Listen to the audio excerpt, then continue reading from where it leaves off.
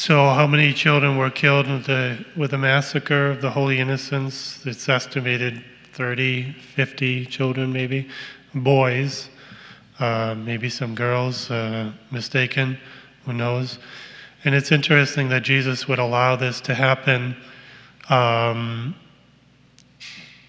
his birth.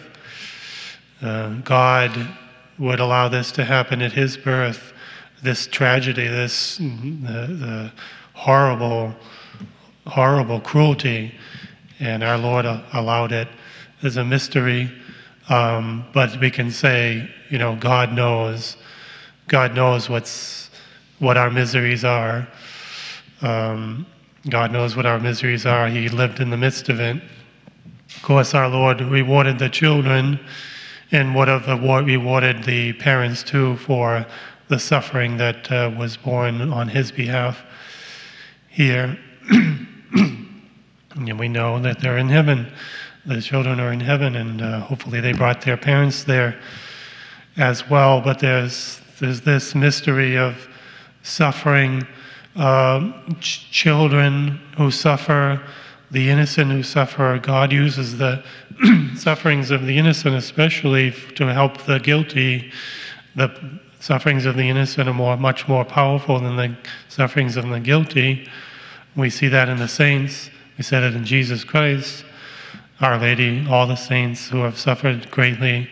Their sufferings are enormously powerful for the salvation of the world, for the redemption of souls, for repairing for sin, for bringing about conversions. This is why Jesus didn't take away sufferings when he came and redeemed the world. When he suffered on the cross, we thought maybe God might return things to the way they were with Adam and Eve. There was no suffering. No, he didn't take away sufferings because of the power, the benefit, the merits for sufferings, which are greater than otherwise if there wasn't any sufferings. So we use sufferings for that reason, for our redemption, just to help so many souls, help our brothers and sisters. And ultimately, what is the answer to evil? What's the best answer to suffering in the world and evil? Why God allows it? The best answer is Jesus on the cross, looking at the crucifix. That's the best answer. God understands. He underwent it. He underwent the worst cruelty, the worst sufferings that could be imagined. Take all the sufferings of all human beings, and it does not come close to the sufferings of Jesus or Mary.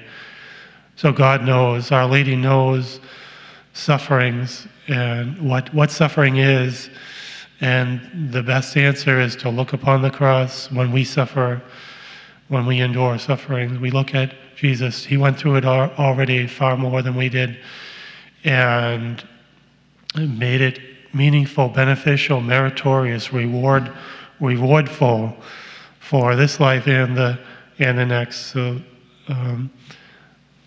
that's the message we can take away from the sufferings of the innocent, the holy innocents and their parents, that it is meritorious, redemptive, and not meaningless, but the innocent can help the guilty.